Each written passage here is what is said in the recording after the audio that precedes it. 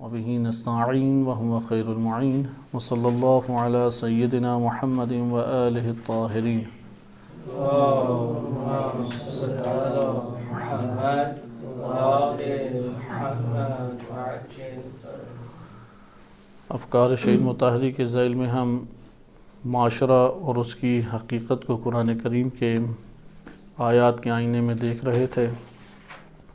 گزشتہ درس میں ہم نے شہید مطہری رحمۃ اللہ علیہ کا نظریہ مطالعہ کیا اور اس کی چند خصوصیات کو ہم نے ملاحظہ کیا کہ شہید رحمۃ اللہ علیہ نے فلسفہ اسلامی سے استفادہ کرتے ہوئے ترکیب کی 4 قسمیں ہمارے سامنے بیان کی تھیں۔ ترکیب اعتباری ہے، انضمامی ہے، یا ترکیب صناعی ہے، انضمامی ہے، یا اتحادی ہے۔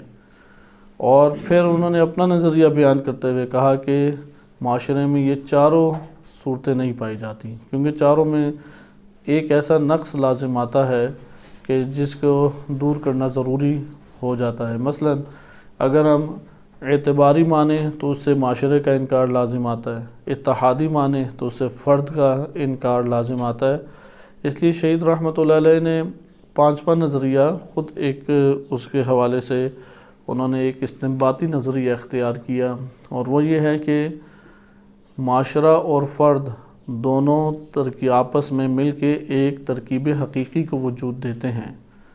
معاشرے کے افراد اجزاء کی مانند ہیں، جیسا کہ کوئی بھی شے جو مرکب ہو وہ کئی اجزاء سے مل کے بنتی ہے۔ مثلا جیسے پانی ہے، کاربن ڈائی ہائیڈروجن اور آکسیجن سے بنا ہے۔ ہائیڈروجن ایک جز ہے اور آکسیجن دوسرا جز، دونوں سے مل کے یہ مرکب پانی وجود میں آیا ہے۔ اسی طریقے سے معاشرے کے اندر افراد خود جز ہیں، اجزاء ہیں۔ اگر ہم اس فلسفے کو جان لیں کہ یہ افراد وہ اجزاء ہیں جن سے معاشرہ تشکیل پاتا ہے، تو ہمارے ہاں ہر فرد قیمت رکھے گا۔ انسان کا دل جلے گا جب ایک فرد کو وہ گمراہ ہوتے دیکھے گا، تباہ ہوتے دیکھے گا۔ لیکن ایک بندے کی نظر میں فرد کی کوئی قیمت نہ ہو، وہ اس کے بارے میں کوئی خیال نہیں کرے گا۔ انشاءاللہ بھی ہم دین اسلام کی طرف آئیں گے کہ دین اسلام نے اس حوالے سے کیا ہماری تربیت اور تعلیم اور تربیت ہمیں دی ہے۔ لیکن یہاں پہ آپ نے یہ اہم چیز اس کو سمجھنا ہمارے لیے ضروری ہے، کیونکہ حقیقت معاشرہ سمجھ کے آگے بڑھیں گے تو ہمارے لیے امور حل ہوتے ہیں، اور اس کے لیے فقط غور و فکر ضروری ہے۔ جیسے ہوتا ہے نا، انسان نے بعض چیزیں، مثلا کسی کو جاب کا مسئلہ ہے، اس نے اب جاب تلاش کرنی ہے، تو چونکہ اسے مسئلہ یہ پیش آیا ہے، آپ کو وافر اس سے معلومات مل جائیں گی۔ ایک فرد ہے کہ جس کے لیے مثلا اقامہ کا مسئلہ ہے، چونکہ اس نے اسے مسئلہ سمجھا ہے، اس لیے آپ دیکھیں گے کہ وہ ساری ذہانت، فطانت، تیزی اور چاقو چوبند ہو کے بغیر کسی غفلت کے معلومات حاصل کر کے کوشش کرے گا۔ یہ مباحث بھی نہیں اسی طرح سے ہیں، بلکہ اس کا درجہ ان سب سے بلند ہے۔ انسان کی خوراک اور کھانے پینے کی چیزیں اور مادیات سے بڑھ کر یہ معلومات ہیں، کیونکہ یہ قرآن کریم کی حقیقت میں تفسیر ہے جو شہید مطہری رحمۃ اللہ علیہ نے ذکر کی ہے، اور خود اشارہ بھی کیا ہے۔ دوران تحریر انہوں نے اشارہ کیا کہ انہوں نے یہ نکات المیزان سے لیے ہیں، اور آج انشاءاللہ تعالی ہم اسی کا وہ حصہ شروع کریں گے کہ جو شہید نے المیزان سے اس طرف اشارہ کیا کہ اس کو المیزان سے، تفسیر المیزان سے پڑھیں۔ خلاصہ کلام، اس کو سنجیدگی سے لیں، غور و فکر کریں، یہ قابل حل ہے، اور ایسا قابل حل ہونا چاہیے کہ انسان کے نفس کے اندر یہ ایک آباد ہو جائے، ایسی گرہ انسانی نفس کے ساتھ بن جائے کہ یہ نظریات جدا نہ ہوں۔ پھر وہ ہر فرد کے بارے میں سوچے گا، اس کے بارے میں انسان کوشش کرے گا۔ لہذا ترکیب ذرا آپ دیکھیں، اجزاء ایک معاشرے میں یا ایک گاؤں میں، کیونکہ ہم چھوٹے چھوٹے معاشروں سے آگے بڑھ سکتے ہیں۔ معاشروں کی آخری اکائی جسے کہتے ہیں، اختتام کس کے اوپر ہوتا ہے؟ ہر معاشرے، جس طرح ایک درخت ہے، اس کا اختتام جڑ پہ ہوتا ہے، 3-4 جڑیں ہوتی ہیں۔ اس طرح تمام معاشرے کی پورے، مثلا ریاست پاکستان ہے، اس پورے پاکستان کے نیچے جاتے جائیں، ٹکڑے کرتے رہیں معاشرے کے، گروہوں کے ٹکڑے، تو کہاں پہ اختتام ہوگا؟ خاندان کے اوپر۔ خاندان وہ 2 افراد ہوتے ہیں جن سے یہ خاندان کا آغاز ہوتا ہے۔ لہذا سب سے زیادہ چھوٹا دائرہ معاشرے کا دائرہ کار وہ کیا بن جاتا ہے؟ خاندان۔ اب کوئی خاندان آباد کرے اور اس کے پیش نظر یہ ہو ہی نہ کہ یہ کیسا ایک وجود مرکب میں معاشرے کے اندر بھیجوں، کیونکہ انہی مرکب اجزاء سے پورا ایک معاشرہ تشکیل پاتا رہتا ہے۔ چھوٹے چھوٹے خاندانوں سے مل کے ایک چھوٹا دیہات بن جاتا ہے، گاؤں بن جاتا ہے۔ چھوٹے گاؤں سے، کئی گاؤں سے بن کے قصبہ، اور کئی قصبوں سے بن کے مثلا ایک شہر، شہروں سے صوبہ بنتا ہے، اور ایک ریاست اسی طرح جنم لیتی ہے کہ ان کا دائرہ کار وسیع ہوتا جاتا ہے۔ لیکن کیا قانون بھی تبدیل ہوتا جائے گا جو معاشروں کے اوپر حاکم ہے؟ معاشرہ بننے کا قانون اس میں تبدیل نہیں ہوگا۔ اس لیے غور کریں، یہ والی معلومات ہمیں خاندان کے مرحلے میں بھی فائدہ دیں گی اور اپنے علاقے کے مرحلے میں بھی فائدہ دیں گی۔ مثلا ہم ایک شہر میں رہتے ہیں، اس شہر کا وجود کیسے آیا؟ خالی کوئی گھر بنا دے تو شہر بن جائے گا؟ ایک گاؤں کا وجود کیسے آیا؟ 4 گھر بنا دیے تو وجود بن جائے گا؟ ایسا نہیں ہے۔ یہ ایک قدرتی طور پہ عمل انجام پاتا ہے۔ جب انسان ایک جگہ پہ جمع ہو کے آباد ہوتا ہے، قدرتی طور پہ ایک تعلق بنتا ہے۔ اس قدرتی تعلق کو انشاءاللہ مطالعہ کریں گے۔ جیسے سائنس نے آج مطالعہ کیا کہ شہد کی مکھیاں چھتا کیسے بناتی ہیں، اس میں اجنبی مکھیاں بھی ہوتی ہیں، غیر اجنبی مکھیاں بھی ہوتی ہیں، کس طرح سے وہ وجود میں آتی ہیں، اسے سائنس آج بیان کرتی ہے۔ اسی طرح سائنس اسے دیکھتی ہے، ڈپارٹمنٹ مختلف ہو گئے ہیں سوشیالوجی کے ذیل میں کہ ایک انسانی آبادی کیسے وجود میں آتی ہے اور کیسے تشکیل پاتی ہے۔ اس لیے انہوں نے عمیق کام کیا۔ آپ جو نظریہ ادھر سے اسلامی فلاسفہ سے لے کے آتے ہیں، انگریزوں میں اس کی کوئی نہ کوئی مشابہ نظریہ موجود ہے۔ انہوں نے آخر مسلمان اگر غافل ہے تو وہ جو استعمار پوری دنیا میں حکومت کر رہا ہے وہ غافل نہیں ہے، کیونکہ ان مباحث کے بغیر تو حکومت نہیں ہو سکتی۔ ان مباحث اور اس معرفت کے بغیر، ان مباحث کی معرفت کے بغیر کسی بھی جگہ پر آپ نظم پیدا نہیں کر سکتے، کسی بھی جگہ پہ آپ ڈپارٹمنٹس بنا کے آگے نہیں بڑھ سکتے۔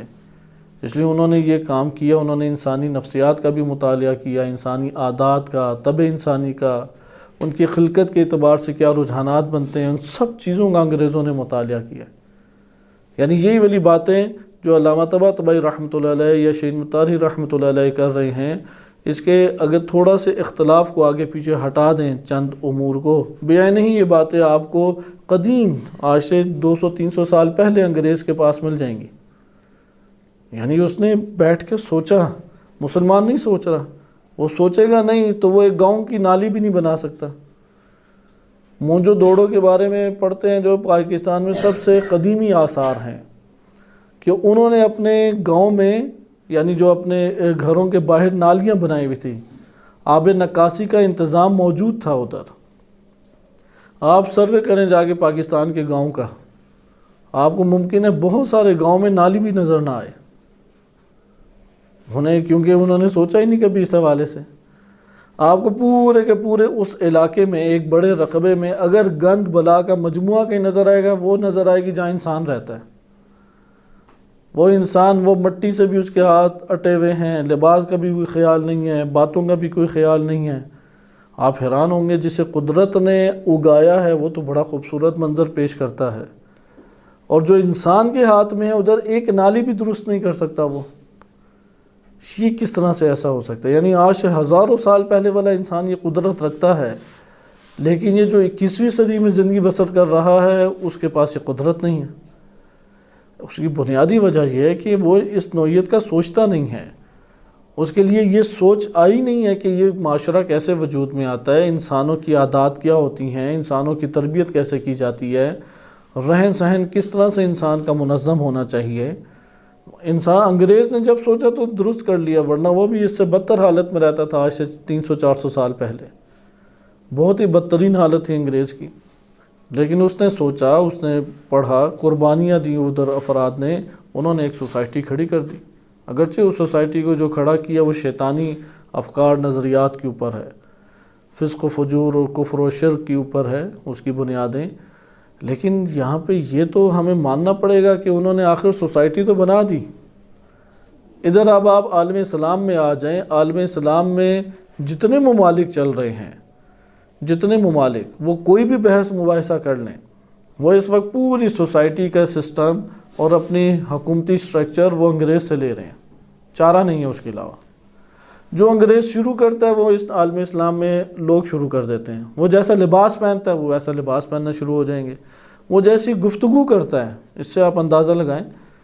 آپ کے اگر کوئی رشتہ دار باہر رہتے ہوں، آپ دیکھیں کہ وہ بچوں سے کیسے کلام کرتے ہیں، یعنی جیسا انگریز بولتا ہے بچے ویسے ہی بولتے ہیں، اور اس کے پر والدین راضی ہیں۔ آپ انہیں قرآن کو کوئی لفظ بولنے کے لیے اسے لگا دیں، وہ والدین پریشان ہو جائیں گے، کس دنیا میں جا رہا ہے۔ یعنی یہ جو عقب ماندہ ہونا ہے، یہ انسان کا جو پیچھے رہ جانا ہے۔ اس لیے رہبر معظم نے تمدن جدید، اسلامی تمدن کا نظریہ خصوصیت سے ابھارا ہے، اور انہوں نے مراحل بتائے، انقلاب اسلامی، حکومت اسلامی، بقائے حکومت اسلامی۔ اس میں تمدن سے یہ مراد ہے کہ آپ پیش رفت ہوں، آپ ترقی کریں، آپ ایجادات کریں، آپ انکشافات کریں۔ آپ ہیں کہ جو آسمان میں سیارے بھیجیں، یہ جو راکٹ ہیں، راکٹ آپ آسمان میں بھیجیں، آپ میڈیکل میں نئی ادویات لے کے آئیں۔ اللہ تعالیٰ نے آپ کو بھی عقل و شعور دیا ہے، ذہن دیا ہے، صلاحیت دی ہے۔ یہ یاد رکھیں کہ جس طرح ایک فرد عالم اسلام میں وہ محنت کے بغیر ایک دوائی ایجاد نہیں کر سکتا، انگریز بھی نہیں کر سکتا، اس کو بھی کم سے کم 21-22 گھنٹے لگتے ہیں۔ وہ 21-22 گھنٹے کوئی پڑھتا ہے تو تب جا کے وہ ایک چیز ایجاد کرتا ہے۔ وہ بھی اپنے تمام زندگی کی لذات سے کنارہ کش ہوتا ہے تو کچھ ایجاد کر پاتا ہے، وہ اس کے اوپر لگا رہتا ہے۔ یعنی وہ دنیا دار ہو کے اس دنیا کے اندر وہ 20-21 گھنٹے لگاتا ہے اور ایک چیز ایجاد ہو جاتی ہے۔ ادھر مسلمان ہے وہ ٹوٹکوں کے اوپر ہی لگا ہوا ہے، وہ زحمت محنت کا فلسفہ اس کے لیے مشکل پیش آ جاتی ہے۔ علم لینے کی طرف تو بہت مشکل ہے، لوگ ویسے ہی بھاگ جاتے ہیں۔ اس لیے یہ معاشرے کی زوال پذیری ہے کہ جو اچھی عادات ہیں وہ معاشرے کے اندر ہمیں ناپید نظر آئیں۔ یعنی وہ جو حیوانی عادات ہیں، گھومنا پھرنا، کھانا پینا، ایک جگہ پہ فضول بیٹھ جانا، جیسے ہوتی ہے نا بھینسوں کا باڑہ، اس باڑے میں چلے جائیں وہ خاموش ہو کے بیٹھی رہتی ہیں۔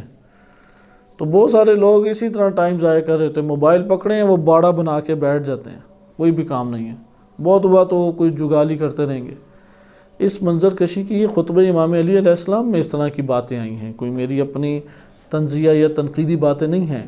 عثمان بن حنیف کو امام علی علیہ السلام نے جو خط لکھا اس میں یہ بیان کیا کہ علی بن ابی طالب بھی زندگی کے طویل دن گزارنے کے بعد مویشیوں کی طرز پہ زندگی بسر کرنا شروع کر دے۔ یعنی اگر ایک بندہ ایسی زندگی بسر کرتا ہے کہ جس میں عقل و شعور نہیں ہے، زحمت محنت نہیں ہے اور اس کی مشغولیت نہیں ہے، تو یہ حیوانوں والی زندگی ہے۔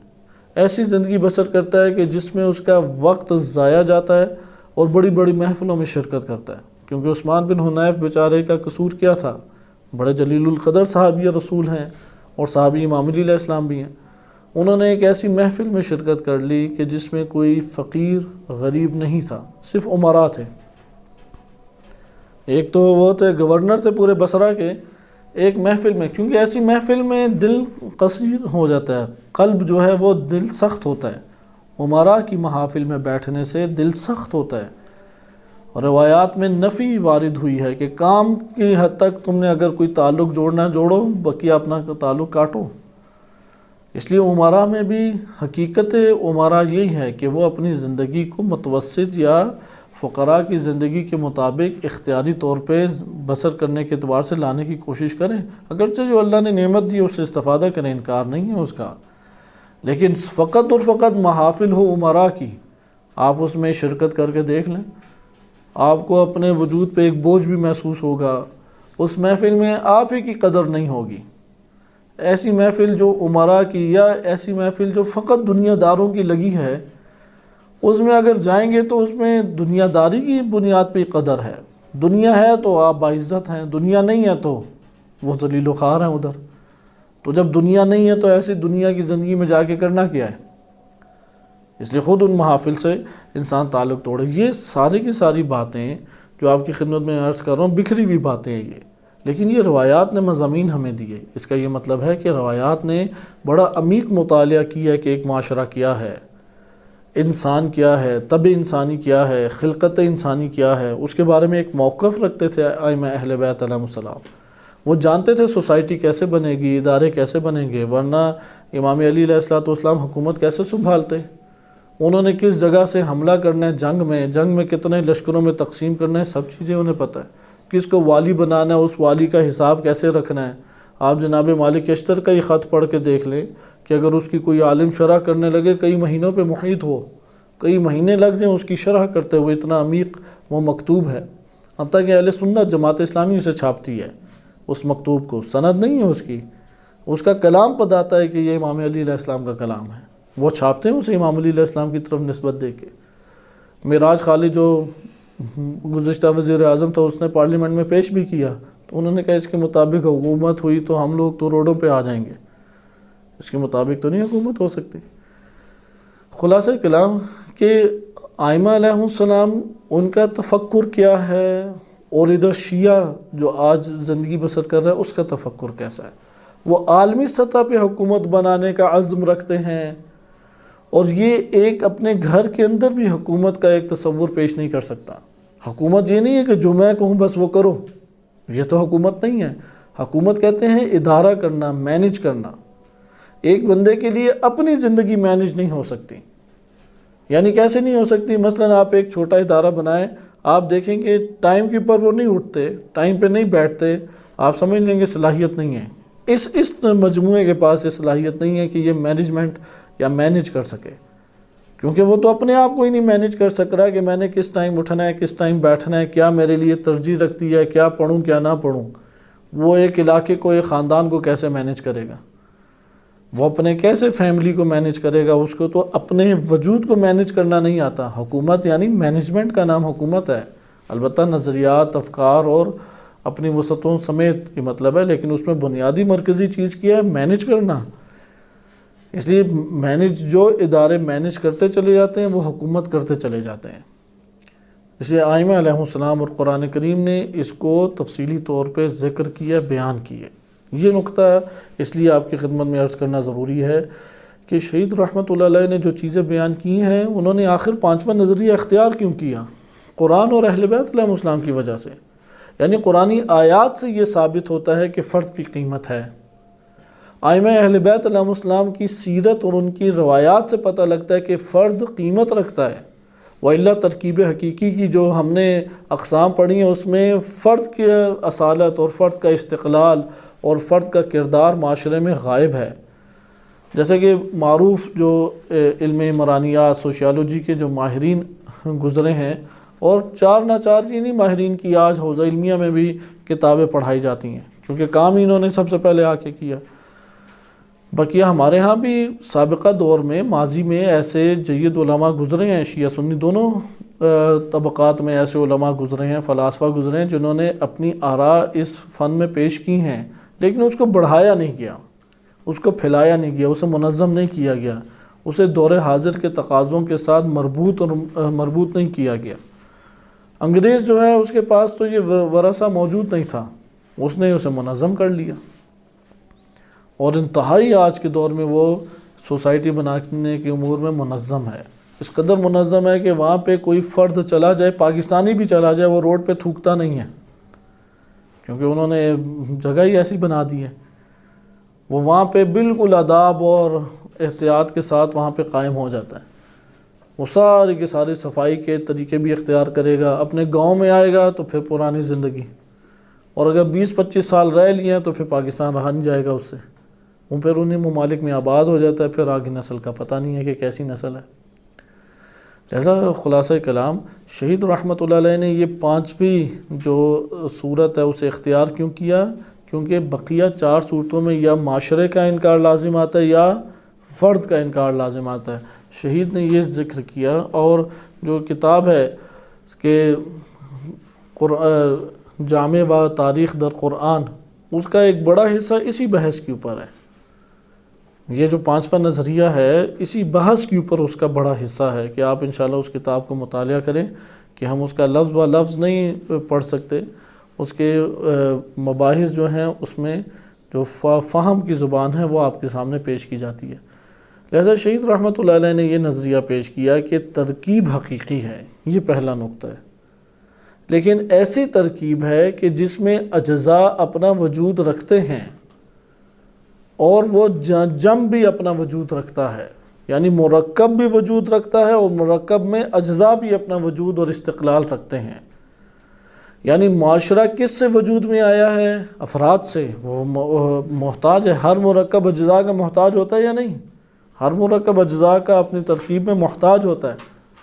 اسی طرح سے جو اجزاء ہیں وہ اس ترکیب کا محتاج ہوں گے یا نہیں؟ کیونکہ اجزاء کو تنہا کر دیں تو تاثیر کھو دیں گے اس ترکیب کی وجہ سے۔ مثلا ہائیڈروجن اور آکسیجن کے اجزاء کو جدا جدا کر دیں تو جو پانی کی صورت میں تاثیر تھی اور خصوصیات تھیں وہ کھو جائیں گی۔ اس لیے اجزاء اس ترکیب کے محتاج ہیں، یعنی دونوں ایک دوسرے کے محتاج بھی ہیں اور دونوں ایک طرح سے نسبی طور پہ استقلال بھی رکھتے ہیں۔ یہ آخری گفتگو تھی جو شہید رحمۃ اللہ علیہ کی ہم نے مطالعہ کی۔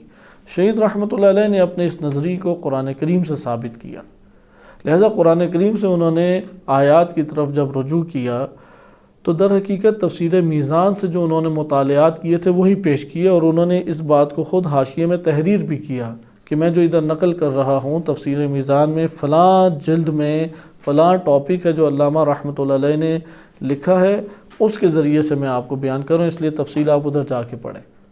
اس لیے اسی ضمن میں انہوں نے پھر نظریہ بیان کیا کہ بعض لوگ یہ سوچتے ہیں کہ فرد ہی حقیقت رکھتا ہے، معاشرہ اعتباری چیز ہے، جیسے میں نے عرض کیا کہ ایت اللہ مصباح یزدی اسی نظریے کے قائل ہیں۔ یہ والی بحث حقیقت میں کی کیوں جا رہی ہے، آپ اس کے اوپر تھوڑی دقت کریں۔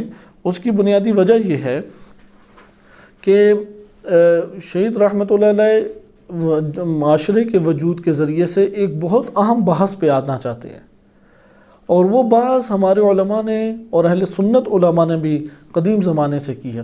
بہت قدیم زمانہ بھی نہ لیں، 1-2 صدیوں سے تفسیر کی کتب میں وہ بالخصوص پائی جاتی ہے، اور وہ ہے معاشرے پہ حاکم قوانین۔ کیونکہ اللہ تعالیٰ نے جو وجود اس دنیا میں خلق کیا ہے، خلق کرنے کے بعد کیا کیا؟ فہدا، اس کی ہدایت کی ہے۔ لیکن وہ ہدایت کیسے کی؟ اللہ تعالیٰ نے قوانین بنا کے کی ہے، قوانین کے ہمراہ اللہ سبحانہ و تعالیٰ نے یہ ہدایت کی ہے۔ لہذا توجہ کریں اس پہ کہ کس طریقے سے، یعنی کس بحث میں وارد ہونا چاہ رہے ہیں اس بات سے۔ اگر وہ یہ شہید رحمۃ اللہ علیہ یہ قرار دے رہے ہیں کہ اگر ہم معاشرے کی اعتباری قرار دیں اور فرد کو اصیل قرار دیں کہ فرد ہی فرد ہوتا ہے اور معاشرہ کوئی حقیقت نہیں رکھتا، تو اس کا نتیجہ یہ نکلے گا کہ آپ ان سنن و ان قوانین کا انکار کر دیں کہ جو معاشرے کے لیے اللہ تعالیٰ نے تخلیق کیے ہیں۔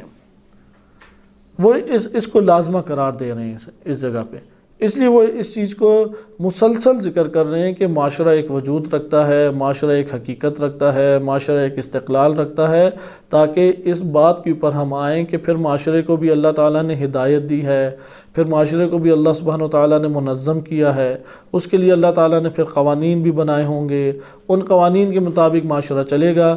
انہی قوانین کے مجموعے کا مطالعہ سنن الہی یا سنن تاریخ کے نام سے ہمارے علماء کرام نے کیا ہے۔ یعنی سنن الہی سے کون سے قوانین مراد ہیں؟ سونے جاگنے اٹھنے بیٹھنے والے تو نہیں قوانین، یہ بھی اللہ تعالیٰ کی ہی قوانین ہیں۔ قوانین سے بھری ہوئی ہے یہ دنیا، خاص مجموعہ قوانین کو سنن الہی کہا جاتا ہے۔ یہ خاص قوانین، مجموعہ قوانین، وہ مجموعہ قوانین کہ جو معاشروں کے اوپر حاکم ہیں، مسلط ہیں، معاشرے ان کے تحت زندگی بسر کریں گے۔ معاشرے کو ایک چیز حاصل ہے اور ایک امر قانون کی طرف سے آئے گا، معاشرے کو دعوت کا حق حاصل ہے۔ قوانین ہیں یہ متعدد، معاشرے کو کیا حق حاصل ہے کہ وہ دعوت کرے، وہ بلائے، اس نے جس قانون کو بلایا وہی قانون اس پر لاگو ہو جائے گا۔ لیکن قانون سے باہر کوئی معاشرہ زندگی بسر نہیں کر سکتا، یعنی چار ناچار ہر معاشرہ قوانین کو دعوت دے کے بلا رہا ہے اپنی طرف، تو وہ جس قانون کو بلاتا ہے وہی اس کے اوپر آ کے مسلط ہو جاتا ہے۔ اب یہ قوانین کا مطالعہ کب ہم یہ کام شروع کریں گے؟ جب مانیں گے معاشرہ ہوتا ہے۔ اگر کہیں معاشرہ ہی نہیں ہوتا، یہ تو افراد ہی افراد بکھرے ہوئے ہوتے ہیں اور ہر کوئی اپنی زندگی خود بسر کر رہا ہے، تو پھر کس کے اوپر قوانین لاگو ہونے؟ پھر تو ہم کہیں گے فرد پہ قانون لاگو ہوتے ہیں، اور جب فرد پہ قانون لاگو ہو تو اس کا نتیجہ ہمارے سامنے ایک منظر جو ہے مجموعی طور پہ سامنے مرکب کی صورت میں آتا ہے۔ یہ ذہنی ایک امر ہے، امر ذہنی ہے جو اعتبار کر رہا ہے کہ یہ مرکب ہے، یہ مجموع ہے، یہ ایک معاشرہ ہے، جامع ہے، وہ اللہ پیچھے حقیقت میں کچھ ایسا نہیں ہے۔ حقیقت میں ایک فرد ہے، اس فرد کے لیے اللہ نے قوانین بنائے ہوئے ہیں، وہ ان قوانین کے تحت زندگی بسر کرتا ہے۔ جب زندگی بسر کرتا ہے تو اس سے جو ظاہر چیزیں ہوتی ہیں، اس ظاہر چیزوں کو انسان مشاہدہ کرتا ہے تو ذہنی طور پہ ایک عکس بناتا ہے، بس یہ ذہنی عکس ہے، اسے کہتے ہیں اعتباری، معاشرے کا اعتباری ہونا۔ بس ایک رائے ہے کہ معاشرہ اعتباری ہے اور فرد حقیقت ہے۔ بس شہید کی نگاہ میں اس نظریے کا لازمہ کیا نکلتا ہے؟ پھر سنن الہی کا انکار کریں جو معاشرے کے لیے۔ اچھا، یہاں پہ سوال پیدا ہوگا، اگر آیت اللہ مصباح یزدی اس بات کے قائل ہیں لیکن وہ سنن الہی کے بھی تو قائل ہیں، اس کا مطلب ہے کہ وہ یقیناً لازمے کے اوپر بحث کریں گے۔ آیت اللہ مصباح یزدی وہ اس مسئلے پہ بحث کریں گے کہ نہیں، اس سے یہ انکار لازم نہیں آتا۔ بہرحال ان کا نظریہ ہم اختتام پہ پڑھیں گے۔ ہم پہلے شہید مطہری رحمۃ اللہ علیہ کا نظریہ پڑھیں، وہ ایک معاشرے کے استقلال کے قائل ہے۔ یہ انہوں نے نظریہ علامہ طباطبائی رحمۃ اللہ علیہ کی المیزان سے آیات کے ذیل میں مطالعہ فرمایا اور انتہائی سلیس اور خوبصورت طریقے سے بیان کیا ہے۔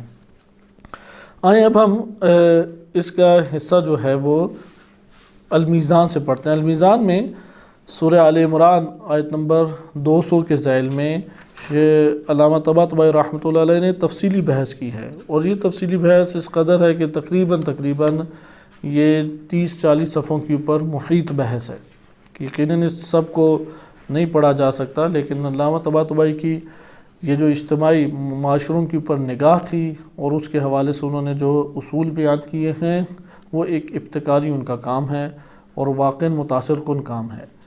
یہ بات بھی ذہن نشین رکھیں کہ کوئی بھی علمی بڑی شخصیت ہو، اس کے نظریات کا بیان کرنا، اس کا مقصد یہ نہیں ہوتا کہ ہم چار نہ چار اسے مان لیں، لا محالہ اسے مانیں، نہیں، دلیل کے ساتھ اس کے اوپر تنقید علمی ہو سکتی ہے۔ آپ بھی کوئی ایسا نظریہ دلیل کے ساتھ اختیار کر سکتے ہیں کہ جو آپ نے غور و فکر کے ساتھ اخذ کرنے کی کوشش کی ہے۔ تو یہ اصل میں اس میں اسلوب، ان تحریروں میں بہترین اسلوب ہوتے ہیں، کاوشیں انہوں نے انتہائی مخلصانہ کی، توفیقات الہیہ ان پہ جاری ہوئیں، اس لیے یہ مباحث اپنی بنیادوں کے ساتھ ہمیں مل جاتی ہے۔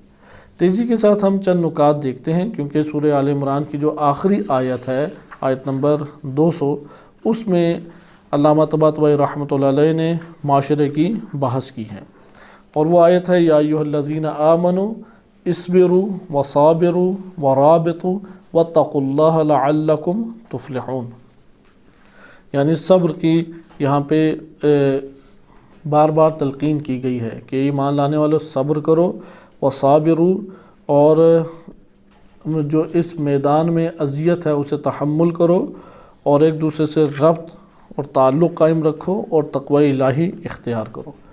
تو اس جگہ پہ کلمات جو آئے ہیں صابروا و رابطوا، کیونکہ باب تفاعل ہے، اور آپ جانتے ہیں تفاعل ایک دوسرے کے ساتھ ارتباط کے لیے استعمال ہوتا ہے، باہمی مشارکت کے معنی میں آتا ہے۔ ایک عمل میں اگر کوئی شریک ہوتا ہے، مثلا دونوں نے مل کے جنگ کی، اسے کہیں گے قاتلہ، مقاتلہ، یعنی دونوں نے ایک دوسرے کو قتل کرنے کی کوشش۔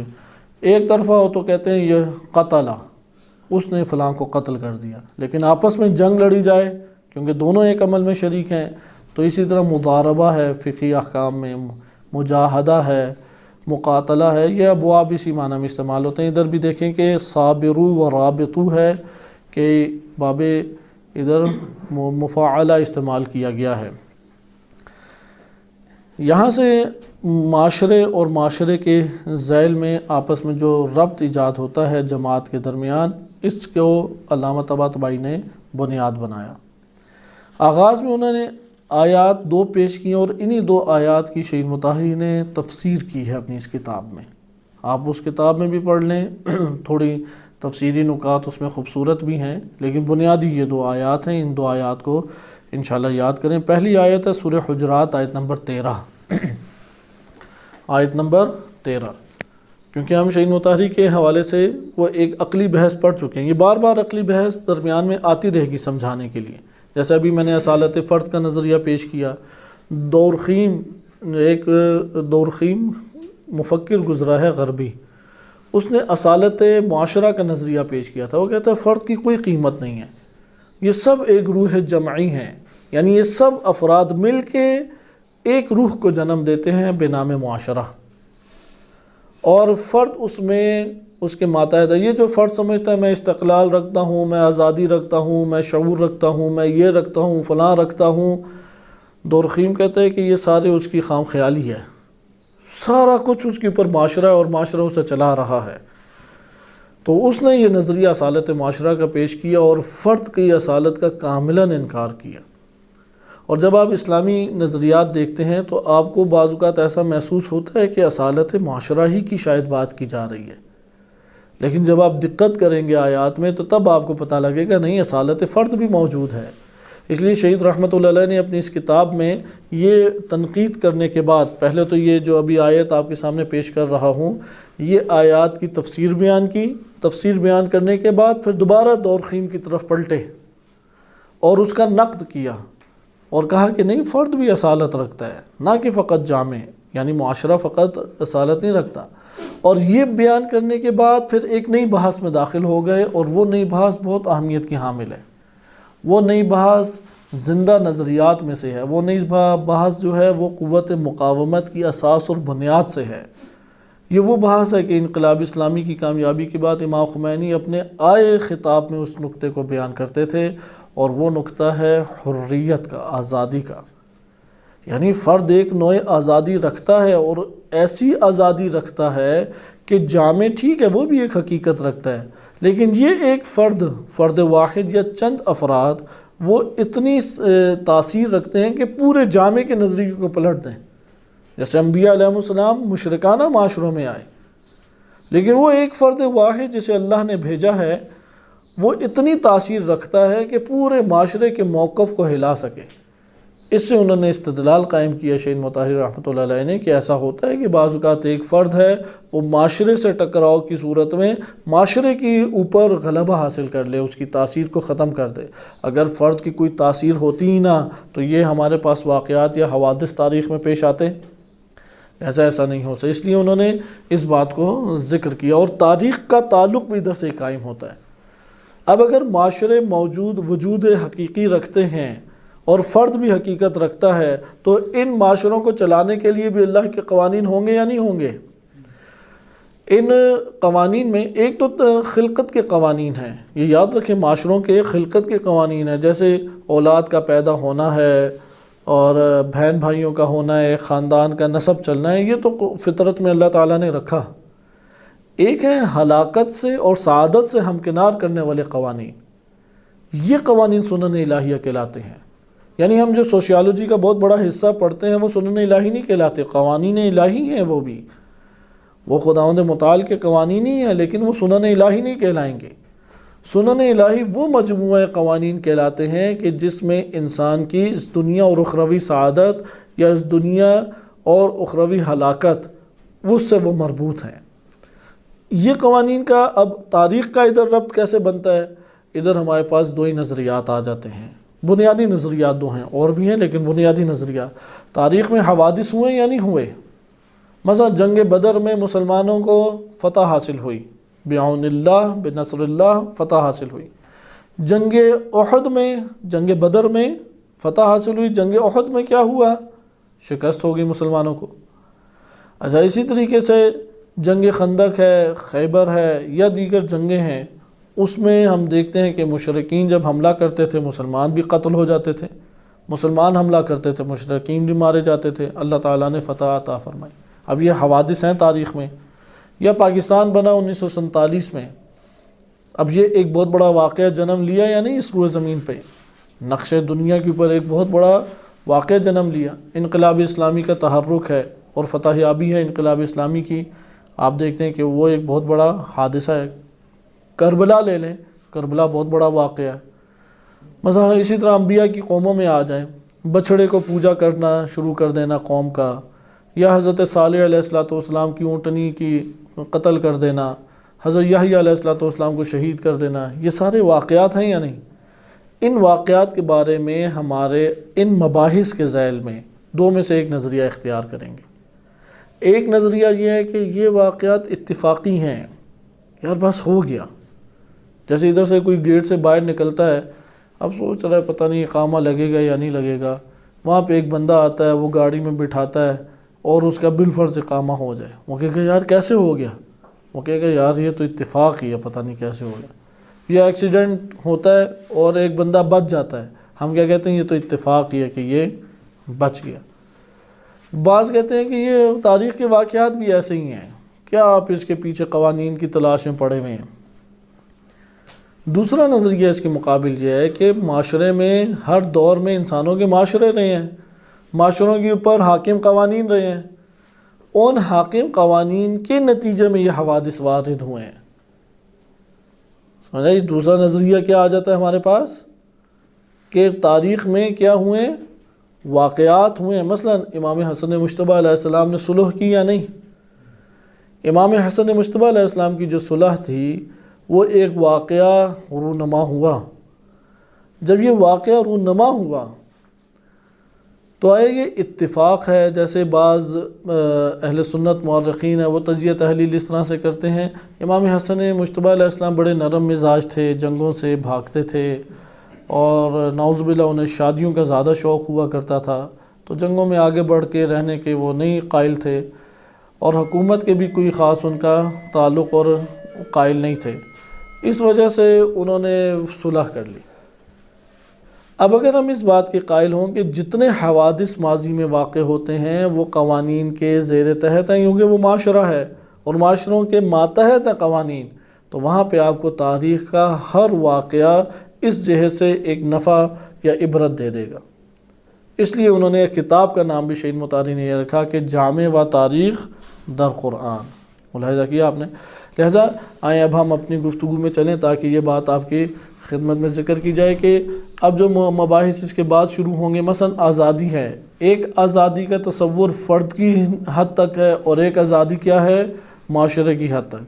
ایک عام ذہن تو فوراً یہی سوچتا ہے کہ فرد جو ہے اس کو دبا کے ایک کام کرا لیا جائے، اس لیے وہ عموماً یہ والی سوچیں انسان کے ذہن میں آتی ہیں، اور یہ جب مناظرے ہوتے ہیں یہی والی سوچوں کے ذریعے سے وہ اگلے کو خوب دبانا بھی چاہتے ہیں، خوب اگلے کو دبانا چاہتے ہیں. مثلا امام علی علیہ السلام نے اچھا اگر وہ غاصب تھے، وہ قاتل تھے، تو اس کے باوجود انہیں مشورہ کیوں دیا؟ اس کے باوجود انہوں نے فلاں کیوں کیا؟ اگر ان ہم مباحث کو پڑھیں تو وہ فلاں کا ہمیں وہ عمل امام علی علیہ السلام کا سمجھ آتا ہے کہ کیوں انہوں نے کیا. یا اگر فلاں مثلا اشعث بن قیس وہ اس طرح سے تھا تو امام نے اسے چپکے سے قتل کیوں نہیں کر دیا؟ فلاں سے ایسے شادی کیوں انہوں نے کی امام حسن مجتبیٰ علیہ السلام نے؟ کیونکہ دین اسلام وہ فرد کو بھی آزادی دیتا ہے، معاشرے کو بھی آزادی دیتا ہے. وہ فرد کو بھی ایک نوع استقلال دیتا ہے، 100% استقلال نہیں دیتا، اور معاشرے کو بھی ایک نوع استقلال دیتا ہے. مجرم کو جرم کے انجام دینے سے پہلے تو قتل نہیں کیا جا سکتا. دین اسلام نے اسے آزادی دی ہے، جینے کا حق اسے دیا ہے، اسے اپنے اختیار سے زندگی بسر کرنے کا حق دیا ہے. یہ مباحث پھر آہستہ آہستہ ہماری شروع ہوتی ہیں. اگر ہم اس بات کے قائل ہوں کہ فرد کوئی استقلال نہیں رکھتا، کوئی حیثیت نہیں رکھتا، پھر تو یہ باتیں ٹھیک ہے، ہاں اسے دبا دینا چاہیے تھا، اسے مار دینا چاہیے تھا، صرف اجتماعی ہمیں مفاد کو مد نظر رکھنا چاہیے تھا، یہ بات پھر یہ کہی جا سکتی ہے. لیکن اگر ہم اس بات کے قائل ہو جائے کہ نہیں فرد بھی حیثیت رکھتا ہے تو اسے عزت بھی دینا ہوگی، اسے ایک نوع استقلال بھی دینا ہوگا، اسے ایک نوع آزادی بھی دینی ہوگی، اسے ایک نوع اختیار بھی دینا ہوگا، جو کہ ایک وجود کا حق بنتا ہے. لہذا ہمارے پاس سیرت کے واقعات سے کون سی چیز سامنے آتی ہے؟ آیا فرد کا استقلال موجود ہے؟ ایک نوع استقلال، 100% استقلال تو کوئی چیز نہیں ہے، ایک نوع استقلال، یا فرد کا کوئی استقلال نہیں ہے. تو آپ سیرت کے واقعات پہ اگر غور کریں تو واضح یہ ہو جاتا ہے کہ فرد کو استقلال ایک نوع حاصل ہے، اختیار حاصل ہے، آزادی حاصل ہے. اسی طرح قوم اور معاشرے کو ہے. مثلا آج پاکستان کی یہ ریاست ہے، ریاست پاکستان اگر دوسرے کسی قوم کے ماتحت چلنے لگ جائے اور اپنا ایک چھوٹا سا فیصلہ بھی مستقل ہو کے نہ کر سکے تو یہ غلام معاشرہ کہلائے گا. یہ تو پھر معاشرہ نہ ہوا. حتیٰ کہ ایران ہی کیوں نہ ہو، اگر ایران کے ماتحت زبردستی چلنے لگ جائے، ایران کے کہ یہ کرو، ایران کے یہ نہ کرو، یہ تو وہی امام خمینی رحمۃ اللہ علیہ کی باتوں کی خلاف ورزی ہو جائے گی، استقلال کھو دے گا پاکستان۔ پاکستان اگر ایک ریاست ہے، ایک معاشرہ ہے، اسے اپنے استقلال کے ساتھ ایک موقف اختیار کرنے کا حق ہے۔ اس معاشرے کو یہ حق حاصل ہے کہ وہ اختیار کے ساتھ ایک قدم اٹھائے۔ اگر وہ قدم صحیح راہ کے اوپر اٹھایا ہے تو وہ ان قوانین کو دعوت دے رہا ہے معاشرہ کہ جو اسے نجات دے، جو اس کے لیے اوپر رحمت اور برکتیں نازل کریں۔ اور اگر وہ معاشرہ ایک ایسا قدم اٹھا رہا ہے کہ جس کے نتائج جو ہیں وہ مضر ہیں، ہلاکت والے ہیں، گمراہی کے اوپر قدم اٹھا رہا ہے، تو یہ ہمارا ریاستی قدم اٹھانا، اجتماعی قدم اٹھانا خود ایسے قوانین کو دعوت دے رہا ہے کہ آؤ ہمارے اوپر عذاب بن جاؤ۔ عذاب کے قوانین کو، ہلاکت کے قوانین کو دعوت دی جا رہی ہے۔ لیکن اس وقت آپ دیکھیں کہ پاکستان کی عمومی صورتحال کہ ہمارے فیصلے وہ باہر کے ایوانوں میں کیے جاتے ہیں، وہ دور پر امریکہ کے وائٹ ہاؤس کے اندر بیٹھ کے حکم جاری کیا جاتا ہے۔ وہ آل سعود کے فراعنہ اپنے ایوانوں میں بیٹھ کے ہمارے اداروں کے فیصلے کر رہے ہوتے ہیں، چیف یہ بنے گا، فوج یہ کرے گی، فلاں چیز یہ ہوگی، فلاں چیز یہ ہوگی۔ اور جو زوال پذیر قومیں ہوتی ہیں وہ حرص، لالچ، حسد، وہ اسی طریقے سے کمانے کا گرس سیکھ لیتی ہیں۔ جیسے ہوتے ہیں نا بعض وہ مردار کھانے کے عادی ہوتے ہیں جانور، قومیں ایسی بن جاتی ہیں کہ مردار کھائیں۔ عزت کے نوالے کھانا الگ چیز ہے، مردار نوالے کھانا الگ چیز ہے۔ اس لیے لامحالہ یہ چیز ہمیں اختیار کرنے پڑے گی کہ ایک اجتماعی، یعنی انہی نظریات کے اثرات ان مباحث کے اوپر ختم ہوتے ہیں۔ سیاسی نظریات ہیں، اجتماعی نظریات ہیں۔ اجتماعی صورت میں ایک موقف ہے کہ کیا موقف اختیار کریں۔ ہم مثلا ادھر رہتے ہیں اور ہر چیز اپنی، حتیٰ کہ کچن کا ایک روٹی کا نوالہ بھی کسی ایرانی سے مانگ کر کھائیں گے۔ تو مجھے بتائیں کوئی استقلال ہمارے ادھر وجود رکھے گا؟ کیا ہم پڑھیں، کیا نہ پڑھیں، کیسے سوئیں، کیسے جاگیں، کون سا عمل انجام دیں، کون سا عمل انجام، استقلال کوئی وجود نہیں رکھے گا۔ یعنی معاشرے استقلال اور آزادی کے ساتھ آگے پنپتے ہیں اور نشو و نما پاتے ہیں۔ اس لیے اگلی بحث ہماری یہ آئے گی وہ قوانین کیا ہیں، وہ حیات کیا ہے معاشروں کی۔ اگر معاشرہ وجود رکھتا ہے تو اس کی زندگی کیا ہے؟ اگر معاشرہ وجود رکھتا ہے تو اس کا وجود اس دنیا کے اندر کس نوعیت کا ہے، اس کی خصوصیات کیا ہیں، کون سی چیز ہے جو اس کے وجود کے منافی ہے، کون سی چیز ہے جو اس کے وجود کو موت کا شکار کر دے گی۔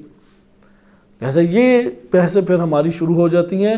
لیکن اگر اس بات کے قائل ہی نہ ہو کہ معاشرہ اور فرد یہ والی بحث ہی اصلاً نہ کریں تو پھر کون سی حیات کی باتیں کریں گے، پھر کون سے استقلال کی باتیں کریں گے، پھر کس اختیار کی بات کریں گے۔ حتیٰ گھر کے اندر بھی آپ اسی طریقے سے فیصلہ کرتے ہیں، وہاں پہ اگر ایک دوسرے کے اوپر بلا وجہ چڑھ دوڑ رہا ہے تو اگر آپ نے یہ روش ایجاد کر دی وہ تو ڈکٹیٹر بن کے ہمیشہ بیٹھ جائے گا اوپر۔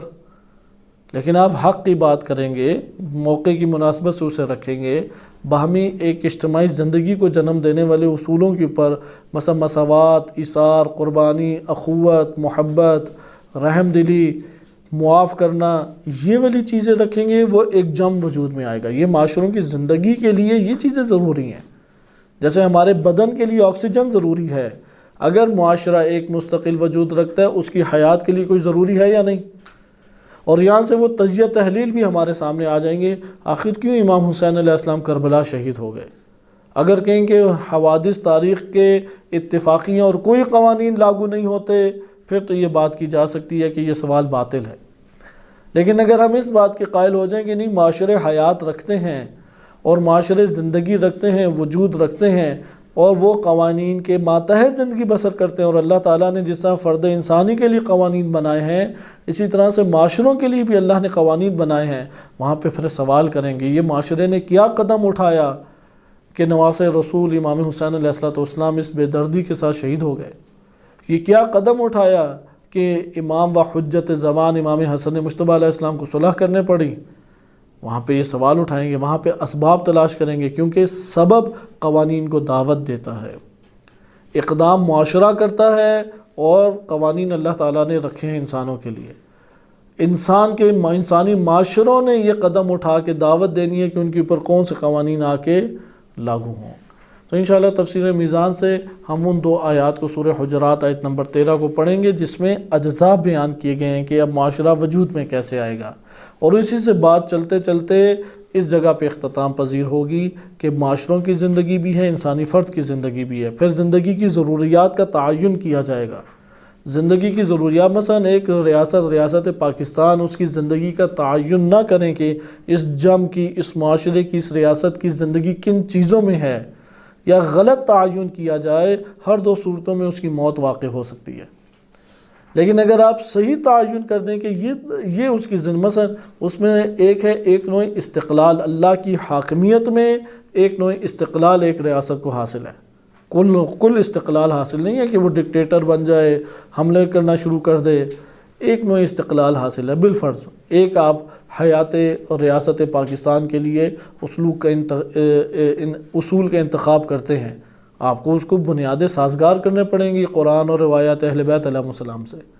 لہذا یہ بحث آہستہ آہستہ اس طریقے سے پھر آگے بڑھتی ہوئی منتقل ہو جاتی ہے۔ وہ جو آیت ہے وہ سورہ حجرات آیت نمبر 13 ہے کہ اس میں اساسی ترین اس جز کا تذکرہ کیا گیا ہے کہ جس سے انسانی زندگی کا آغاز ہے اور انسانی معاشروں کی ابتدا ہے، اور وہ آیت یہ ہے کہ یا ایھا الناس انا خلقناکم من ذکر و انثی وجعلناکم شعوبا وقبائل لتعارفوا ان اکرمکم عند اللہ اتقاکم۔ کہ یہ آیت کا آپ نے پہلا حصہ دیکھا کہ خلقناکم من ذکر و انثی، مذکر اور مؤنث میں خلق کیا، وجعلناکم شعوبا، یہ جو شعوبہ ہے یہاں سے معاشرے کا آغاز ہے، وقبائل، شعوب اور قبائل میں شہید رحمۃ اللہ علیہ نے تفسیری نکات میں ذکر کیا ہے کہ علامہ طباطبائی نے المیزان میں اس کی طرف آگے تو یقیناً اشارات المیزان میں موجود ہیں، لیکن ان سطور کے ذیل میں اس کی تفسیر بیان نہیں کی، لیکن شعوب اور قبائل اس میں 2 ہدف بیان کیے ہیں۔ ایک خلقت ہے، یا ایھا الناس انا خلقناکم من ذکر و انثی، کیوں اللہ تعالیٰ نے ذکر اور انثی بنایا ہے؟ تاکہ وجعلناکم شعوبا و قبائل، تاکہ ہم تمہیں کیا بنائیں؟ شعوب اور قبائل، یعنی مذکر مؤنث کی تقسیم کیوں تھی؟ شعوب اور قبائل کے لیے، نمبر 2۔ دوسرا ہدف قبائل کیوں بنائے اور شعوب کیوں بنائے؟ لے یتعارفوا، تاکہ پہچان سکو، اور اس کو بڑے خوبصورت طریقے سے شہید نے بیان کیا کہ علامہ طباطبائی کی ان سطور میں ان کی وضاحت نہیں ہے، شہید نے اس کی وضاحت پیش کی۔ مثلا اگر آپ کے سامنے 100 انڈے لائے جائیں، آپ پہچان لیں گے کہ کون سا انڈا کس مرغی سے ہے؟ اسی طرح سے درخت لائے جائیں، پہچان لیں گے یا علامت قرار دیں گے؟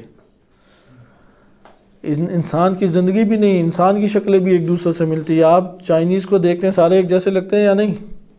افریقیوں کو دیکھیں، وہ ایک جیسے، ہم ایک جیسے لگتے ہیں، تو کیسے پہچانے جائیں ہم؟ زندگی بسر نہیں ہو سکتی، صحیح ہے؟ وہ زندگی بسر تب ہی ہو سکتی ہے کہ پہچانے جائیں، اور شعوب اور قبائل سے پہچانے جائیں گے۔ شعوب اور قبائل کیسے بنیں گے؟ مذکر مؤنث، یعنی معاشروں کی وجود کس کی پر موقوف ہے؟ پہچان پہ۔ پہچان کیسے ہوگی؟ شعوب اور قبائل سے۔ شعوب اور قبائل کیسے بنیں گے؟ مذکر اور مؤنث سے۔ یہ دین اسلام نے یہاں سے ابتدا کی، اور مذکر مؤنث کو بھی بتایا، نفس واحدہ سے اللہ تعالیٰ نے انہیں خلق کیا۔ سورہ نساء آیت نمبر 1 یا دیگر آیات میں یہ تذکرہ وارد ہے، لیکن ہم اس مذکر مؤنث کہاں سے ہے یہ بحث نہیں پڑھیں گے، یہ بحث جدا ہے۔ علامہ رحمۃ اللہ علیہ نے اسے بھی تفصیل سے بیان کیا اور موقف بیان کیا، آیا کوئی جنی اتری تھی، کوئی حوریہ اتری تھی کہ جس سے نکاح ہوا آدم علیہ السلام کے بیٹوں کا، یا بہن بھائیوں میں ہوا، کئی اس میں احتمالات ہیں، لیکن ابھی مذکر مؤنث ہے۔ ان کے ارتباط سے قبائل بن گئے، شعوب بن گئے۔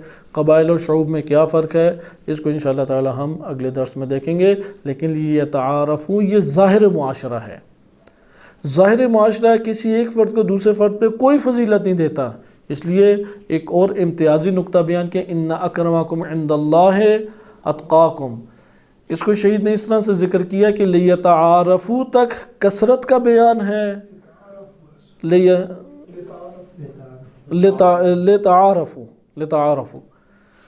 کہ لتعارفو جو ہے، لتعارفو معذرت، کہ اس میں کس چیز کا بیان ہے؟ کثرت کا بیان ہے، اور اس کے بعد جو آ رہا ہے ان اکرمکم عند اللہ اتقاکم، اس جگہ پہ ایک بیان ہے وحدت کا، اس لیے انہوں نے اسی مقام سے وحدت جہانی، ایک حکومت اسلامی، ایک حکومت جہانی پوری دنیا پہ حکومت کا یہاں سے ایک بحث کو آغاز کیا، کیونکہ ان اکرمکم عند اللہ اتقاکم اس میں ایک نوع فضیلت ہے، اس میں بیان کیا کہ کس کو فضیلت ہے، لیکن اس سے پہلے کثرت ہے، یہ کثرت ایک دوسرے کے اوپر کوئی ایک اہمیت یا رتبہ نہیں رکھتی۔ انشاءاللہ تعالی ان مباحث کو بقیہ اگلے ہفتے میں ملاحظہ کریں گے۔ صلی اللہ علیہ سیدنا محمد وآلہ الطاہرین۔